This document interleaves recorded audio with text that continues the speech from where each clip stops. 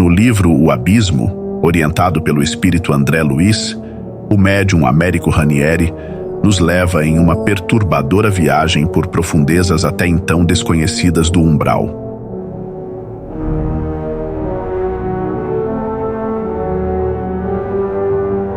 O abismo seria o equivalente ao inferno católico, tanto pela energia ali presente, quanto pelas características físicas deste lugar sinistro.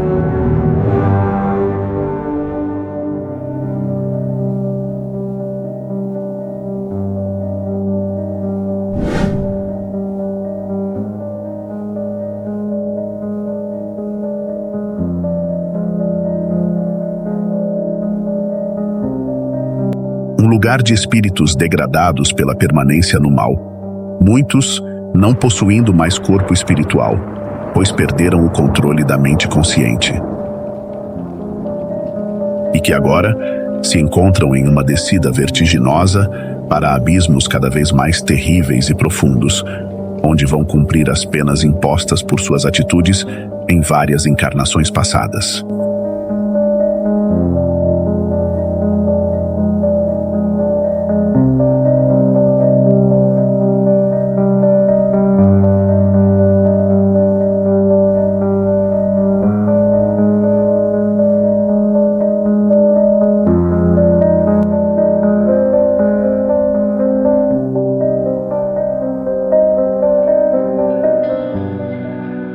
Para conseguir entrar neste lugar e principalmente sair dele, é preciso a ajuda de um guia espiritual. Chegando ao centro da Terra, podemos avistar cordilheiras com montanhas de picos inacessíveis se vistos de baixo, e além, abismos e mais abismos escuros se abrem, como um grande cânion de profundidades inconcebíveis para a mente humana. Parece uma imagem do fim do mundo ou do início da criação. Sobrevoando os rochedos e penhascos em volta do abismo, pode-se avistar formas puras, cristalinas, semelhantes a formas humanas, mas feitas de luz. Seres angelicais a guardar a passagem para o subterrâneo, ou estão ali para impedir que o que está nas profundezas, imerso na escuridão, saia para a superfície.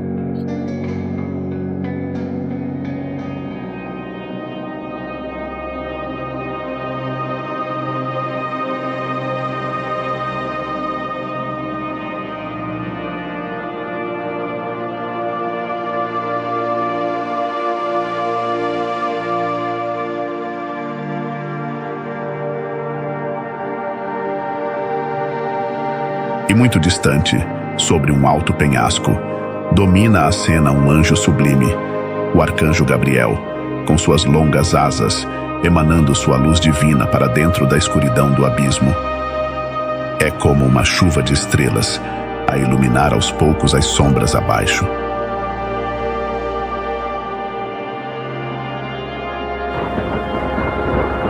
E seguindo a viagem rumo ao fundo do abismo, penetrando neste gigantesco cânion com extremo cuidado, encontra-se um gigante, um ser descomunal, parecendo um deus antigo.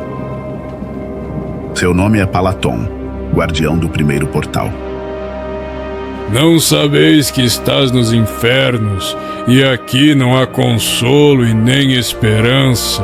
Gritou o gigante, tentando impedir a descida de André Luiz e seu guia.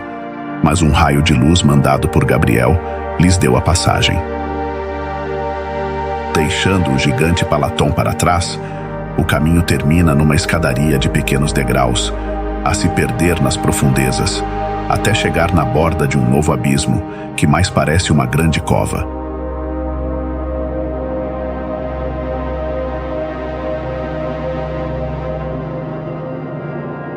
Em seu fundo, milhares de criaturas arrastam-se no solo, como que moldadas umas às outras de forma bizarra, unidas por um instinto primordial. Espíritos que perderam a consciência de sua humanidade, agora cegos e estacionados na sua evolução.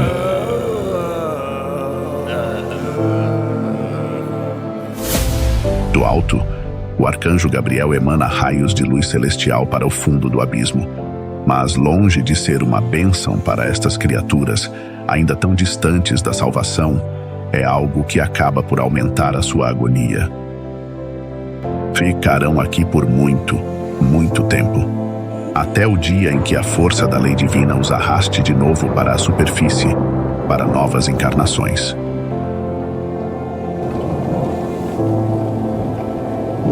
Mas ainda temos muito que descer, em escadarias que parecem não ter fim.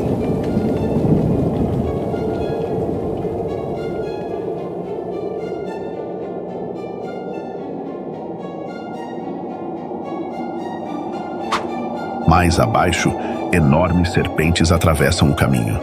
Serpentes com rostos humanos, mutações infernais, com olhares expressando muita tristeza e dor.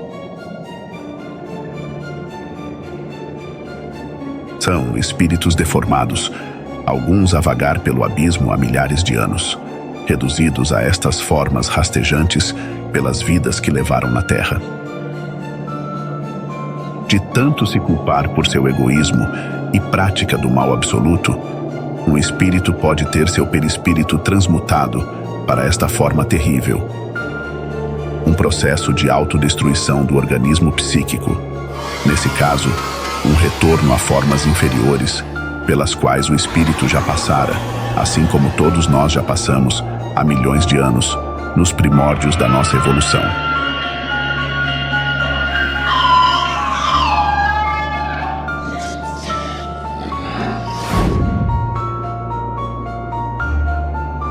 Esta região ainda é o lar de aves sobrenaturais, criaturas infernais, e que também possuem fisionomias levemente humanas.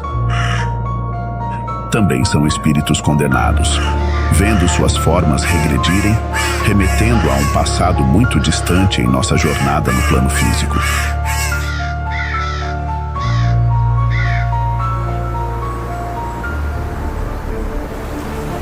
Um som de turbilhão toma conta do ambiente.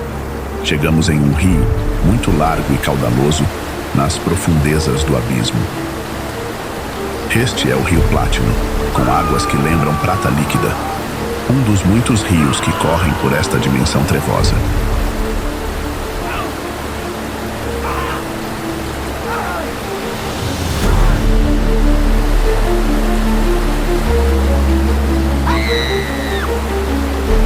Mas o que podia ser algo belo se revela terrível. As águas deste rio levam milhares de espíritos desesperados que tentam se agarrar às margens, sem sucesso. Muitos inconscientes, outros em pânico, como que carregados por uma tsunami de proporções bíblicas. São os espíritos daqueles que se deixaram dominar por todas as paixões e agora não conseguem sair deste fluxo incontrolável de desejos, desencadeado por eles mesmos.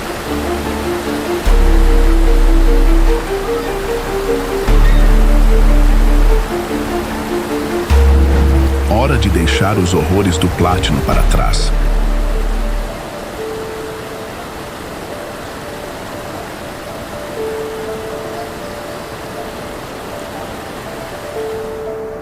Seguindo uma trilha estreita que margeia o rio.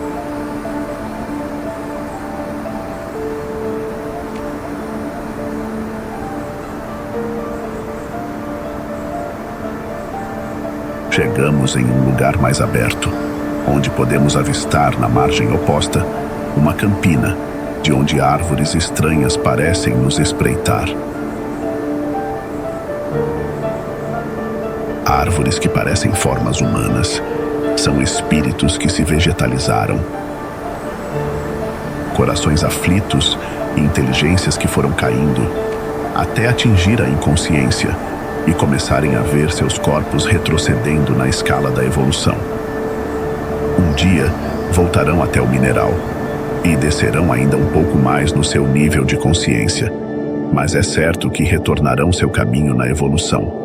Num futuro distante, quando cansados da permanência no quase nada, ocuparão novos corpos em novas encarnações, provavelmente em mundos primitivos.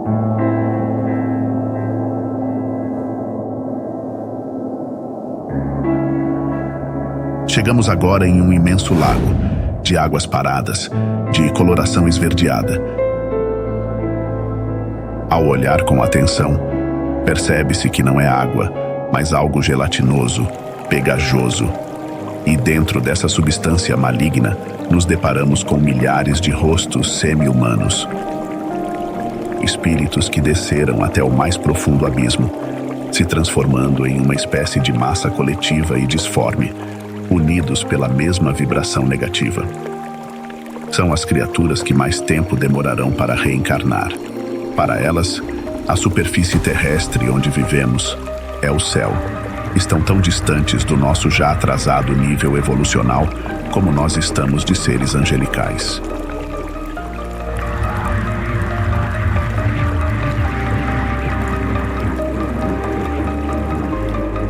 E rodeando o lago, avista-se uma verdadeira multidão de criaturas esfarrapadas, que ainda não perderam totalmente a forma humana, ainda não estão totalmente inconscientes e gritam por ajuda, imploram por uma nova encarnação. Esse lamento coletivo carregado de angústia e sofrimento marca a chegada aos domínios do dragão.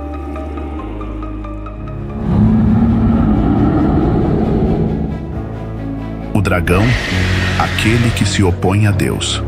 Há sempre no fundo da terra um dragão que domina um império de dragões. E vemos alguns dragões aqui, aterradores, sobrevoando e vigiando o mais profundo dos abismos. Os seres mais perigosos da criação, que por vezes assumem as formas dessas criaturas mitológicas. Em todos os mundos de vibrações densas como o nosso, existem dragões e seus filhos, Satanás, Astarote, Belzebu, figuras e nomes simbólicos de criaturas semelhantes que simplesmente não aceitam a lei divina que também os criou. Mas falta um dragão, o que está acima de todos os outros da sua espécie, aquele que encarna o mal absoluto.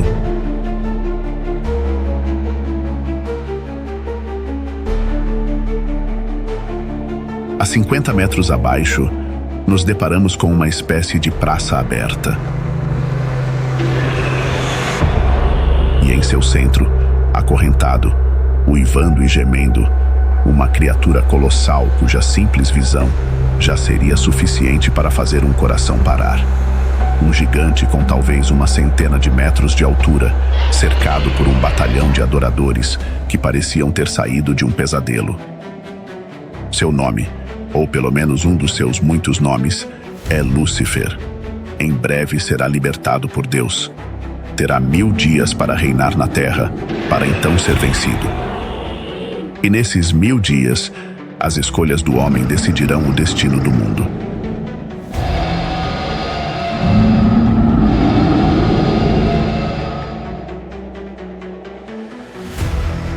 Uma visão aterradora. Um ser colossal de pura maldade, à espera da sua prometida liberdade de 1000 dias na Terra. Um teste definitivo para as escolhas da humanidade.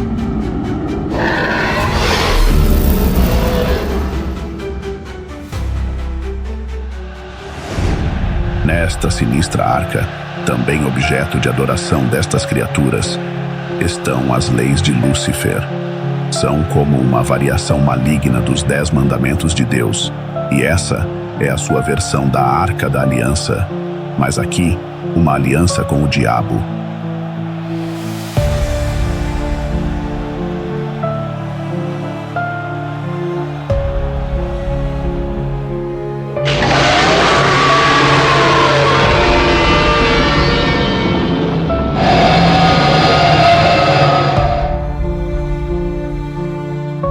Seguindo nossa jornada em direção ao centro da Terra, nos deparamos com uma gigantesca muralha feita de enormes blocos de pedra, coberta de era.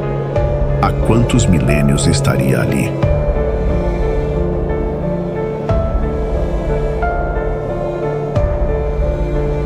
Um portal aberto na muralha nos permite olhar para o outro lado, onde se vê uma espécie de enorme jardim gramado, tomado por árvores estranhas.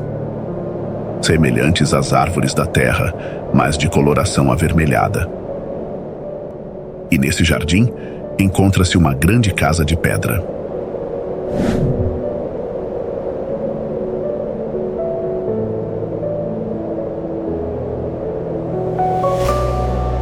Este é o lar de Atafon, um anjo de pureza absoluta, designado por Deus para guardar as passagens para zonas abissais cada vez mais densas, que daqui para frente vão aparecer em nosso caminho.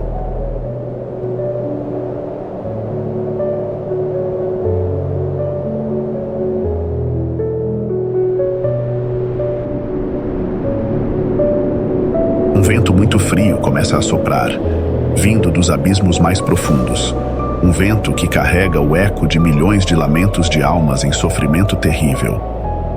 Atafon diz que o nome deste vento é Teon e que sopra às mesmas horas todos os dias.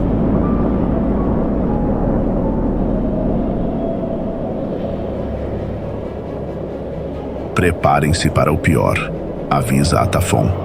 Guiados pelo anjo, avistamos ao longe grandes estruturas, encobertas por névoa. São enormes prédios, de uma cidade do mal absoluto.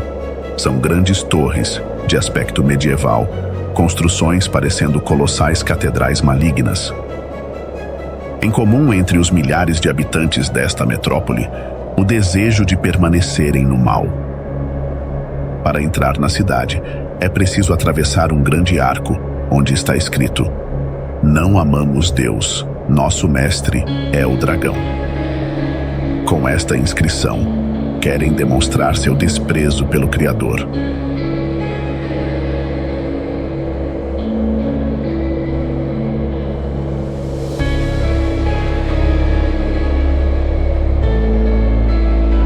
Adentramos na cidade, onde as construções são escuras e úmidas.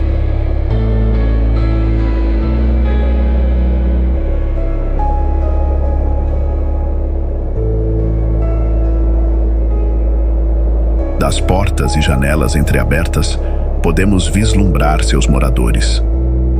Faces desesperadas, olhares irradiando malignidade.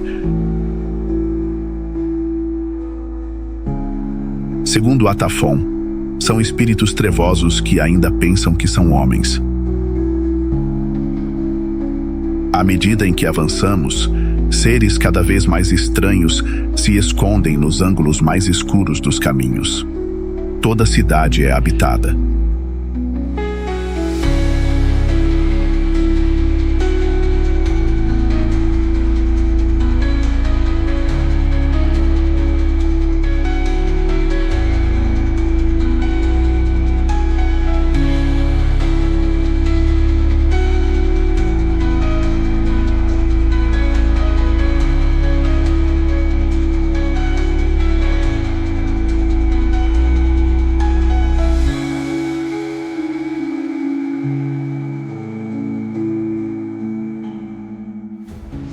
Uma abertura em rocha viva dá passagem para um enorme corredor feito de blocos de pedras úmidas. E ao final deste corredor, um imenso salão.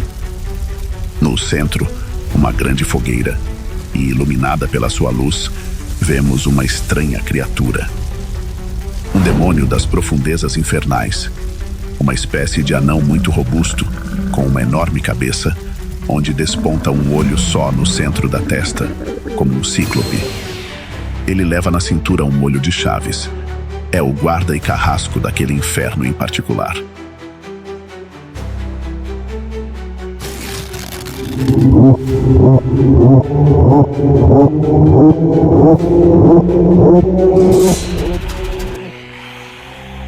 Que ocultos nas sombras, agora vemos centenas de seres em agonia. Figuras vagamente humanas, acorrentadas nas enormes paredes que formam o salão. Exalam um terrível odor de decomposição e são completamente cegas. São criaturas que gastaram os olhos na terra, tomadas pelo que Atafon descreve como hipnotismo sexual. A obsessão sexual descontrolada de baixo padrão pode desgastar o perispírito, cegando estes espíritos por muito, muito tempo.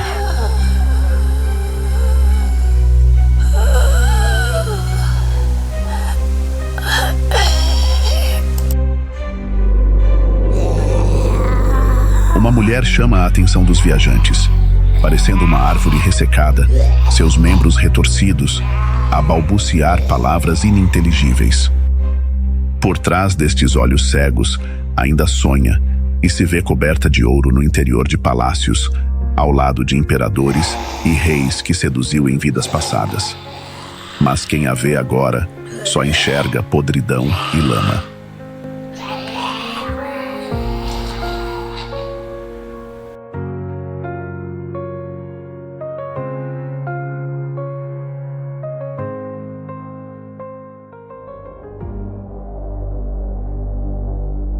Mais adiante, nos deparamos com um mar de ossadas. Centenas de milhares de esqueletos entrelaçados, gemendo e gritando de dor, apesar das gargantas descarnadas.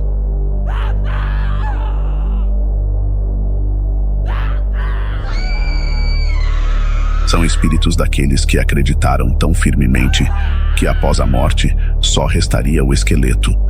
Uma crença de tamanha força que, ao morrer, seus perispíritos se transformaram nessas formas mentalizadas.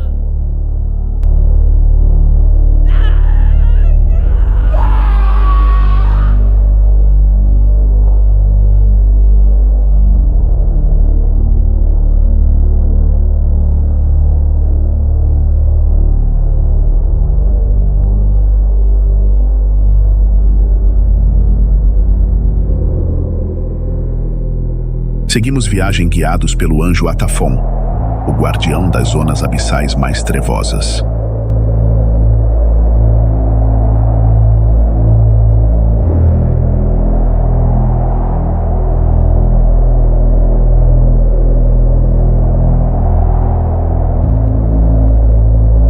Chegamos agora em um rochedo, que possui uma espécie de enorme fosso escavado na pedra. E dentro desta grande depressão na rocha, uma visão perturbadora nos aguarda. Parecendo crianças com rostos de velhos, muitas vezes sem membros, somente troncos e cabeças, milhares de criaturas dormem um sono intranquilo, uma espécie de coma coletivo.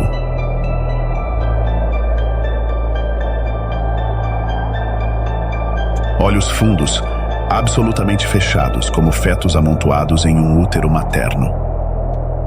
São seres completamente voltados para si mesmos, fechados ao mundo exterior, a caminho da degradação perispiritual. Caso não reajam, decairão mais, pois da mesma forma que o corpo físico se deteriora, o corpo espiritual também pode se desintegrar. O desvario mental destrói o espírito, da mesma forma que a evolução mental o aprimora. O homem constrói e destrói a si mesmo. Chegamos em um imenso lago, cercado por rochedos escarpados.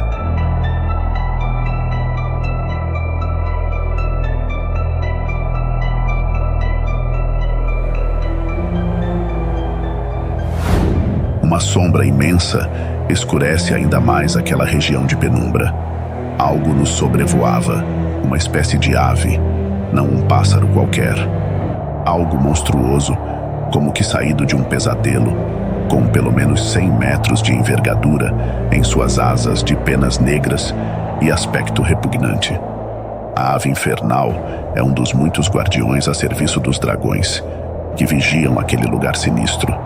Atafon diz que existem aos milhares. Este ser, em particular, foi um impiedoso governante de impérios e assassino de milhões. Seu nome, quando encarnado, não pode ser revelado. Segundo o anjo, essa revelação causaria instabilidade no plano físico.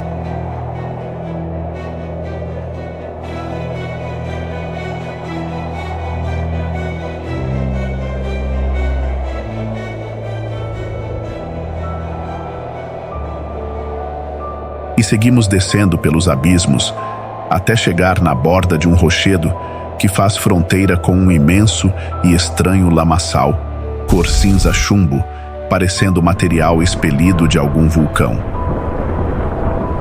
Este lamaçal ou lago denso é formado, na verdade, por variados metais, diluídos por altas temperaturas.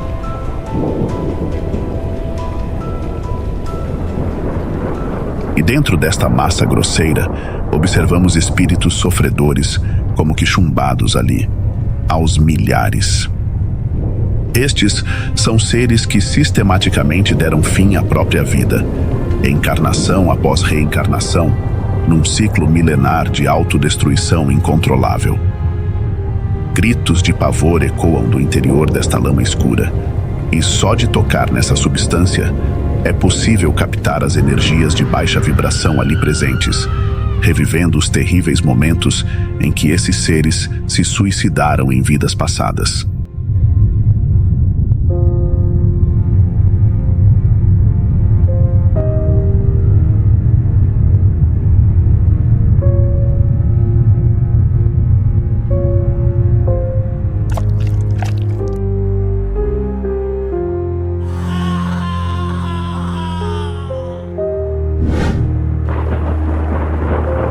Contornando este lago terrível, chegamos em uma floresta de grandes árvores, de troncos nodosos, escuras e sem folhas.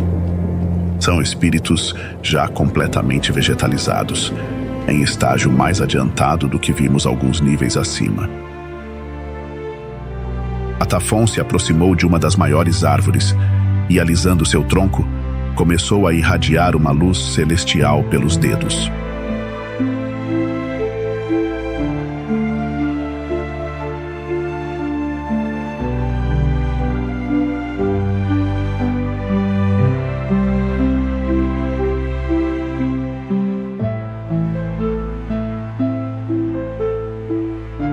Os galhos começaram a se agitar. Do tronco, uma voz fraca se fez ouvir, chamando pelo anjo. Atafon.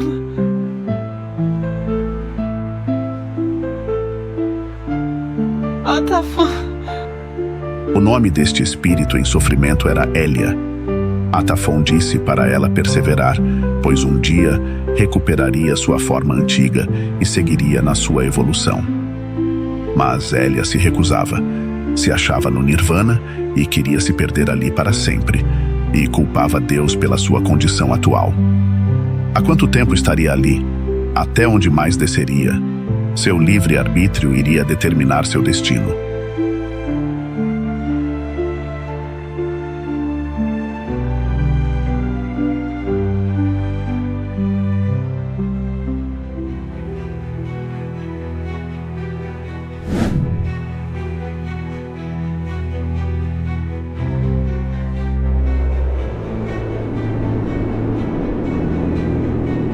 Ao deixar a melancólica floresta dos espíritos vegetalizados para trás, somos seguidos por uma revoada de centenas de criaturas aladas, parecendo estranhas corujas. Também são seres que já foram humanos e agora caminham para a inconsciência completa, com a degradação dos seus corpos perispirituais.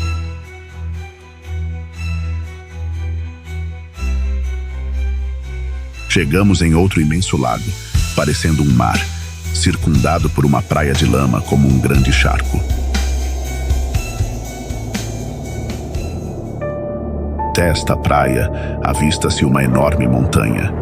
Atafon diz que seu nome é Monte do Tempo e é habitada no seu topo por espíritos amantes da mentira e do erro que acreditam em seu imenso orgulho governar aquela região, mas só governam a lama.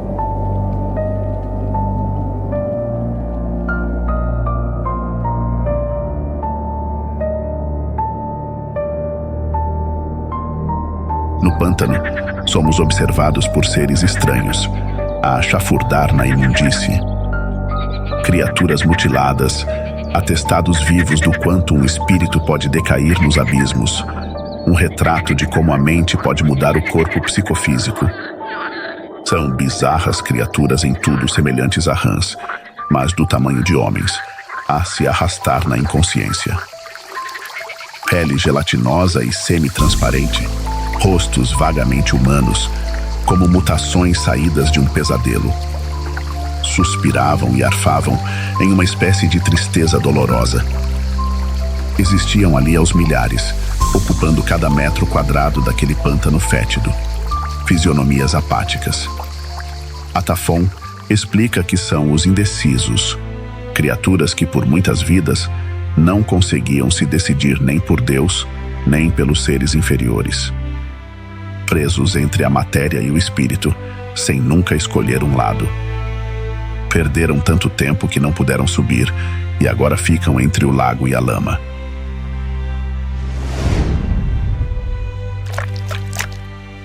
Com alívio, deixamos o horrível pântano para trás e seguimos descendo nos abismos até chegar em uma enorme montanha feita de uma substância estranha, como gelatina verde.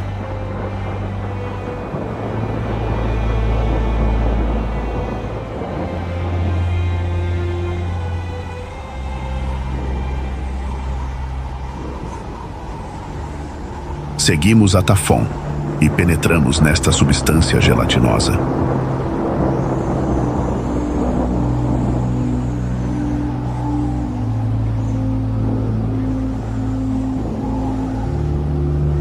Lá dentro, talvez a etapa mais perturbadora desta viagem nos aguardava. Cardumes incessantes de seres aquáticos mutantes, muitos ostentando fisionomias humanas, habitavam aquele estranho oceano. Um mar primordial e primitivo, fervilhando de vida, escondido dentro da montanha. Com suas consciências humanas quase petrificadas, são seres que voltaram ao estágio aquático. Há 20.000 anos, segundo Atafon, eram seres humanos na crosta terrestre. Agora vivem aqui, no que é conhecido como lago de hibernação ou estufa perispiritual.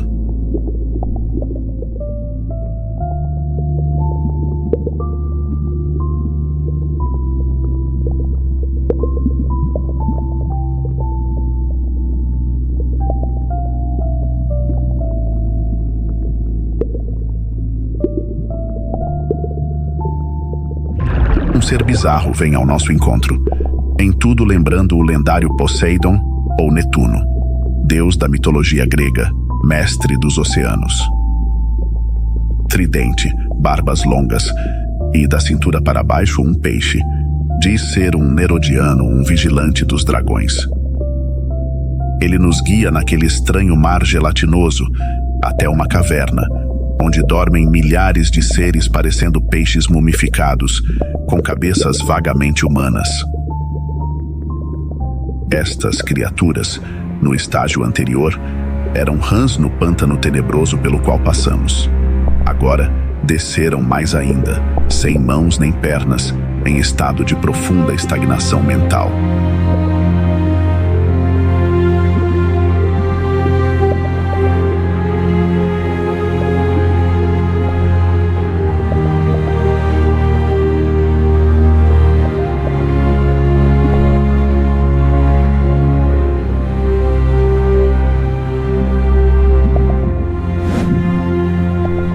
Seguindo adiante na caverna, chegamos em um amplo salão, parecendo um grande forno.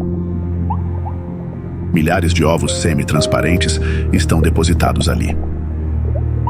São criaturas espirituais que retrocederam fisicamente pela permanência no mal e agora ficam como ovos em chocadeiras, chamadas madres da gestação.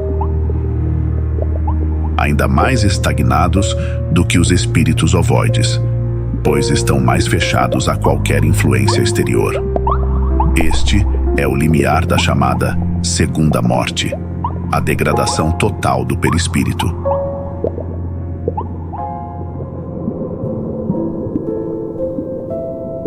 Uma estranha mulher-peixe se aproxima de uma das ovas. Dirige-se a ela como se fosse um filho, abraça, acaricia, lamenta a inconsciência desse espírito. Um retrato comovente de uma pobre mãe cujo espírito decaiu, chorando a perda de um filho que caiu ainda mais.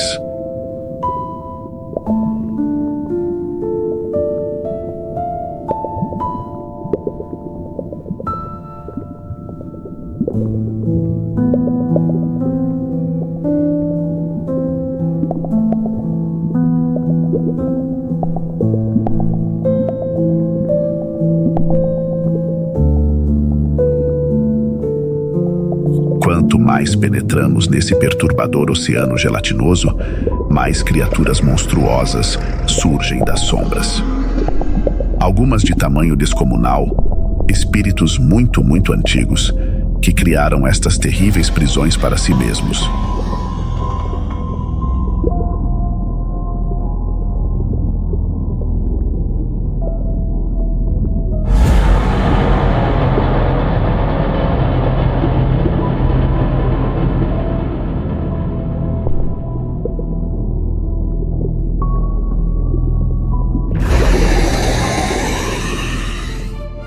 Finalmente saímos desse mar pavoroso. Uma região gelada nos aguarda, frio intenso e nevascas deprimentes. Tudo isso em um dos abismos mais profundos, onde o calor deveria reinar.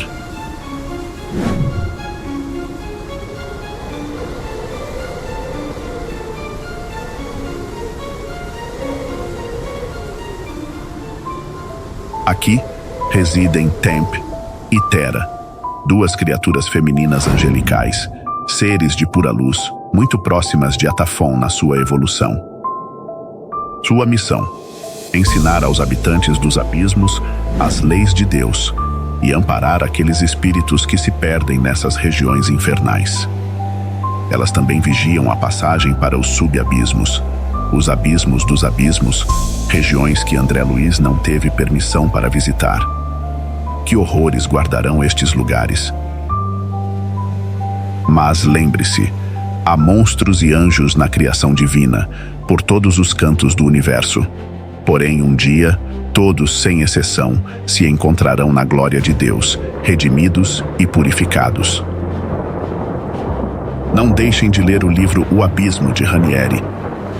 E, se quiser e puder colaborar para manter este portal aberto, você pode doar qualquer valor pelo Pix, usando o QR Code que aparece na tela. Obrigado por assistir.